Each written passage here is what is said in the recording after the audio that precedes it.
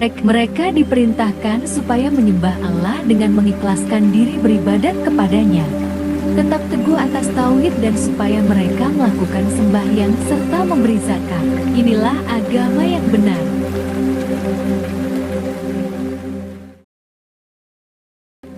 Daging dan darah haywan korban ataupun hadiah itu tidak sekali-kali sampai kepada Allah.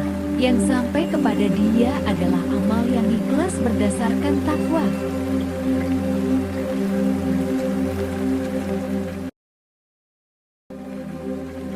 Katakanlah, wahai Muhammad, sekiranya kamu sembunyikan ataupun melahirkan perkara yang ada dalam dada kamu, nescaya Allah mengetahuinya.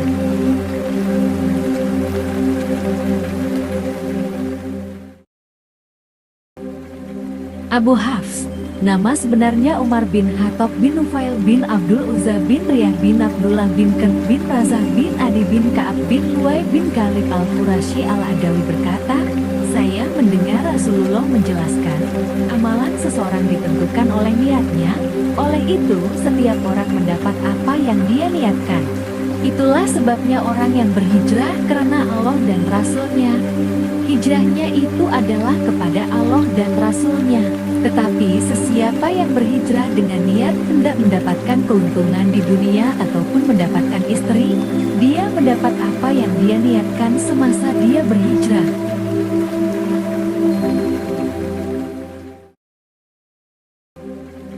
Aisyah binti Abu Bakar berkata, saya mendengar Rasulullah menjelaskan, ada sepasukan tentara hendak menghancurkan Ka'bah, kemudian apabila mereka tiba di satu tanah lapang, mereka dibenamkan ke dalam tanah, dari barisan pertama sampai barisan terakhir. Saya bertanya, wahai utusan Allah, bagaimana pula semuanya dibenamkan? Dari barisan yang pertama sampai yang terakhir, bukankah dalam kumpulan itu terdapat para pedagang dan mereka yang tidak termasuk golongan itu? Nabi Muhammad menjawab, ya, semuanya dibenamkan, dari barisan pertama sampai barisan terakhir. Nanti mereka akan dibangkitkan dari kubur masing-masing. Mereka menerima balasan mengikut niat masing-masing.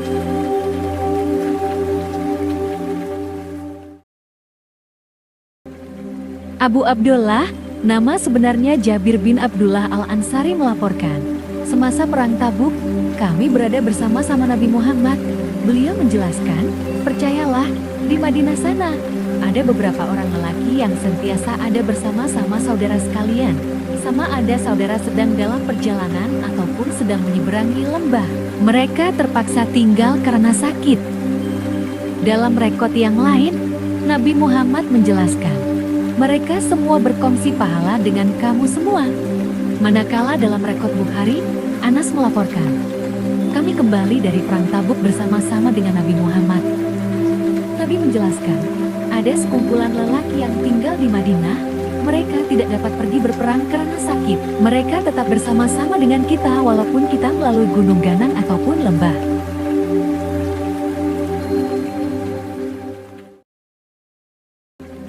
Abu Yazid, nama sebenarnya Ma'an bin Yazid bin Ahnas berkata, ayah saya, yaitu Yazid, bersedekah beberapa dinar. Uang-uang itu diletakkan di tepi seseorang yang berada di dalam masjid. Kemudian, saya datang dan mengambil uang-uang itu, lalu saya pergi menemui ayah saya dengan membawa uang-uang itu. Kata ayah saya, demi Allah, sedekah itu bukan aku, niatkan untuk kamu. Saya kemudiannya pergi berjumpa Nabi Muhammad dan mengadukan hal itu. Kata beliau, wahai Yazid, kamu mendapat apa yang kamu sudah niatkan. Wahai Ma'an, kamu mendapat apa yang kamu ambil.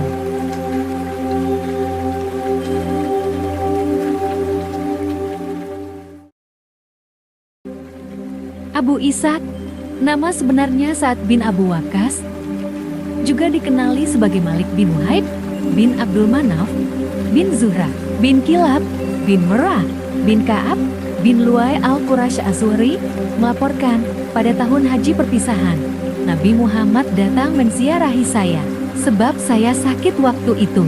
Saya berkata kepada Nabi Muhammad, Wahai utusan Allah, Tuan lihatlah sendiri penyakit saya ini sudah sampai begini.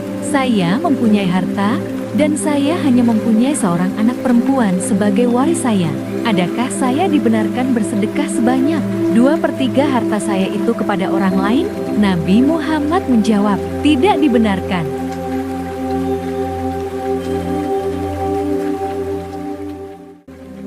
Saya bertanya lagi, sekiranya separuh harta saya? Nabi Muhammad menjawab, tidak dibenarkan juga. Saya bertanya lagi, sekiranya sepertiga? Bagaimana? Lalu dijawab oleh Nabi Muhammad, ya, sepertiga, boleh. Sepertiga itu pun sudah banyak. Percayalah, apabila saudara meninggalkan waris saudara dalam keadaan kaya raya, itu lebih baik daripada saudara meninggalkan mereka dalam keadaan miskin dan meminta-minta bantuan orang lain.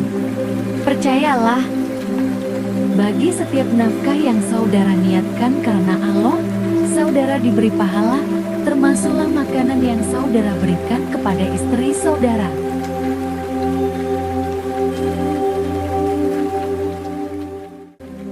Saat terus bertanya lagi kepada Nabi Muhammad, katanya, adakah saya ditinggalkan di Makkah apabila sahabat-sahabat saya pulang ke Madinah? Nabi Muhammad menjawab, percayalah, saudara tidak ditinggalkan. Saudara melakukan sesuatu semata-mata karena Allah, dan saudara mendapat status yang lebih tinggi. Barangkali, sekalipun saudara ditinggalkan, nanti akan ada golongan yang mendapat manfaat daripada hidup saudara, dan ada golongan yang mendapat bahaya. Ya Allah, sempurnakanlah pahala untuk sahabat-sahabatku dalam hijrah mereka. Janganlah engkau terbalikkan hati mereka. Sungguh, yang miskin adalah Sa'ad bin Qolah. Nabi Muhammad berasa kasihan kepada Sa'ad karena beliau meninggal dunia di Makkah.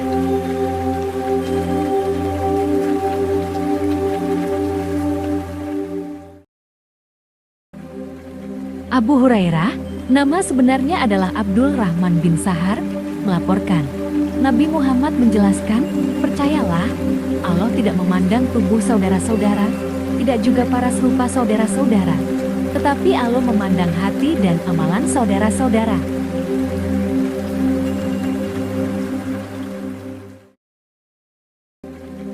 Abu Musa, nama sebenarnya adalah Abdullah bin Qais al-Asy'ari, berkata, pada suatu masa, Nabi Muhammad ditanya berkenaan ada orang yang berperang dengan tujuan mau membuktikan keberaniannya, ada pula orang yang berperang karena fanatik, dan ada yang berperang karena mau menunjuk-nunjuk. Seorang berperang yang manakah yang termasuk dalam jihad demi Allah? Nabi Muhammad menjawab, orang yang berperang demi agama Allah, itulah yang dikatakan jihad karena Allah.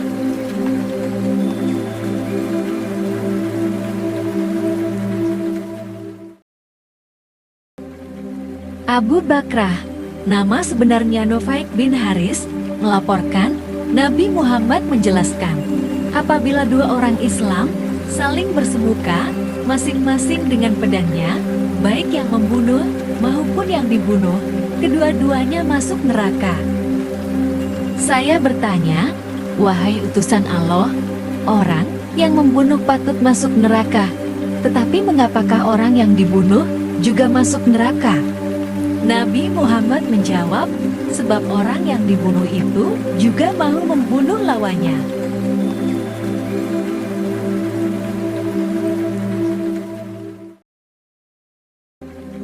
Abu Hurairah melaporkan, Nabi Muhammad menjelaskan, seseorang yang bersembahyang secara berjemaah adalah lebih baik berbanding dia sembahyang sendirian di rumah ataupun di tempat kerja, yaitu 20 derajat lebih apabila seseorang mengambil air sembahyang dengan cara yang betul dan sempurna. Kemudian, dia pergi ke masjid dengan niat semata-mata mau bersembahyang. Maka setiap kali kakinya melangkah, setiap kali itu juga derajatnya dinaikkan, dan terhapuslah satu dosanya, sampailah dia tiba ke masjid.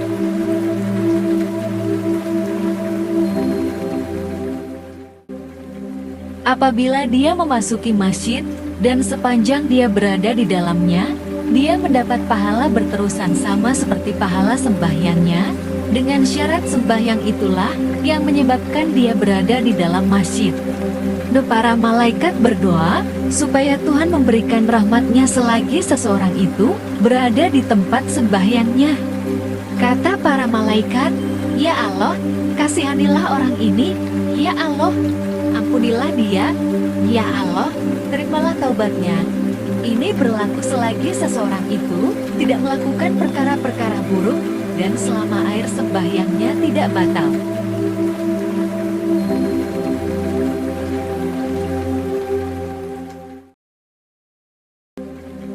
Abu Abbas, nama sebenarnya Abdullah bin Abbas bin Abdul Muthalib, melaporkan, Nabi Muhammad menyampaikan daripada Tuhannya, "Percayalah, Allah mencatat semua perbuatan baik dan perbuatan jahat."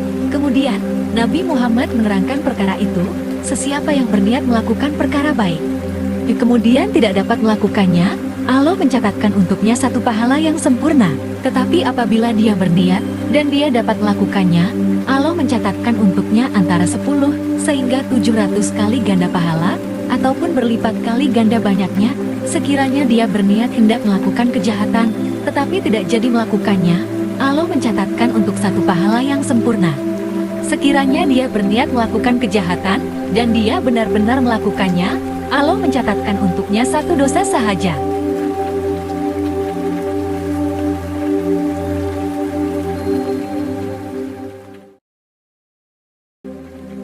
Abdul Rahman, nama sebenarnya Abdullah bin Omar bin Khattab, melaporkan beliau mendengar Nabi Muhammad menjelaskan, pada suatu masa dahulu, ada 3 orang yang sedang dalam perjalanan. Mereka tiba di sebuah gua dan terpaksa bermalam di situ. Mereka pun masuk. Tiba-tiba sebiji batu besar jatuh dari atas gunung, lalu menutup pintu masuk gua itu. Mereka berkata, "Tidak akan ada yang dapat menyelamatkan kita, melainkan kita berdoa kepada Allah yang Maha Agung dengan menyebutkan perbuatan-perbuatan baik yang kita lakukan."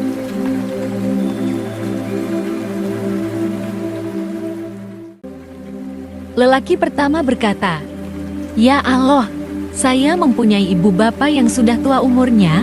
Saya tidak memberi sesiapapun minum, baik keluarga maupun hamba saya, sebelum saya beri ibu bapa saya minum terlebih dahulu.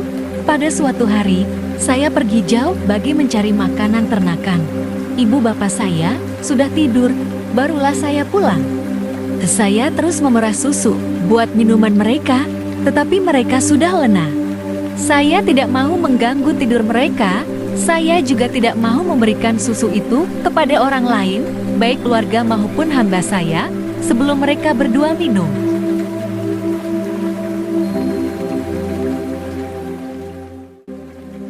Saya terus menanti mereka terjaga dengan memegang bekas minuman itu di tangan saya, sehingga masuk waktu fajar.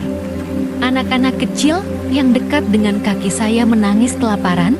Selepas ibu bapa saya terjaga, barulah mereka minum. Ya Allah, sekiranya sebenarnya saya lakukan itu semua dengan niat semata-mata bagi mendapatkan keridhaan-Mu. Selesaikanlah masalah yang sedang kami hadapi akibat batu besar ini. Tiba-tiba batu besar itu berganjak sedikit, tetapi mereka belum dapat keluar.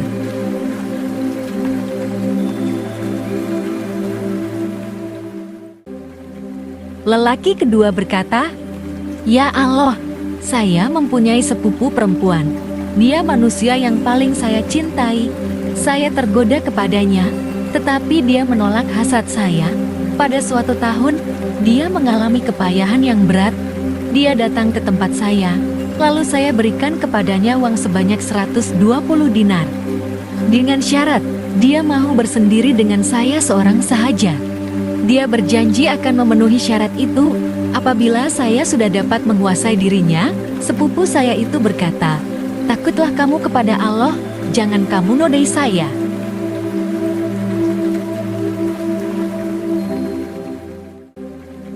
Saya pun meninggalkannya, sedang dia adalah manusia yang paling saya cinta. Uang yang saya berikan itu pun saya biarkan menjadi miliknya. Ya Allah, sekiranya sebenarnya saya melakukan itu semua dengan niat semata-mata bagi mendapat keridhaan-Mu, Selesaikanlah masalah yang sedang kami hadapi akibat batu besar ini. Batu besar itu berganjak sedikit lagi, tetapi mereka masih belum dapat keluar.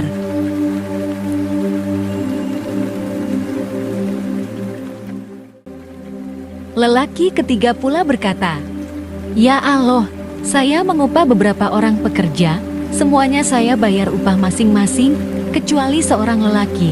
Dia pergi tanpa mengambil upahnya, saya laburkan uangnya, sehingga bertambah banyak hartanya tadi. Selang beberapa lama, pada suatu hari, dia datang berjumpa saya dan berkata, 'Tuan, serahkanlah kepada saya upah saya yang dahulu itu.'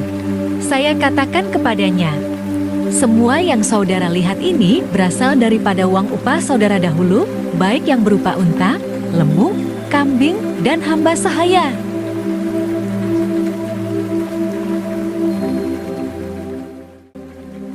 Dia menjawab, 'Tuan, janganlah bergurau dengan saya.' Saya katakan kepadanya, 'Saya tidak bergurau.' Lelaki itu pun mengambil apa yang menjadi miliknya, semuanya diambil, tidak seekor pun yang ditinggalkan. Ya Allah, sekiranya sebenarnya saya lakukan itu semua dengan niat semata-mata bagi mendapatkan keridhaan-Mu. Selesaikanlah masalah yang sedang kami hadapi akibat batu besar ini." Batu besar itu berganjak sedikit lagi, barulah mereka dapat keluar dari gua itu.